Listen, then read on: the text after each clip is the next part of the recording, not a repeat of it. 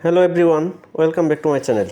নিয়ে আসলাম গলদা চিংড়ি বোনা রেসিপি। তো প্রথমে দিয়েছি আমি সয়াবিন তেল, তারপর দিয়েছি পেঁয়াজটাকে আমি হালকা বাদামি করে ভেজে নেব। এটা কিন্তু একদম কড়া ভাজি করব না।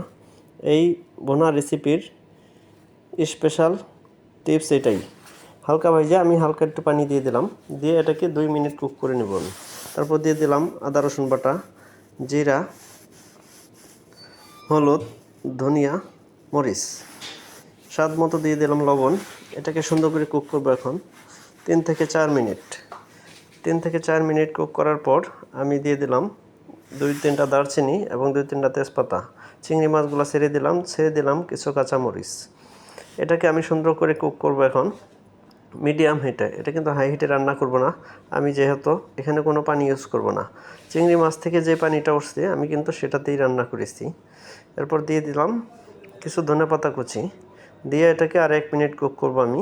দেখেন আমার কিন্তু মেনুটা 20 মিনিটের ভিতরে চিংড়ি বোনা রেসিপিটা কিন্তু কমপ্লিট হয়ে গেছে। এত আকর্ষণীয় এই রেসিপিটা রেস্টুরেন্ট স্বাদে আপনি কিন্তু ঘরে বসেই বানিয়ে নিতে পারেন। দেখেন কতটা লোভনীয় হয়েছে আর কতটা আকর্ষণীয়। আমার এই রেসিপিটা যদি ভালো লাগে ভিডিওটা অবশ্যই শেয়ার করে দেবেন।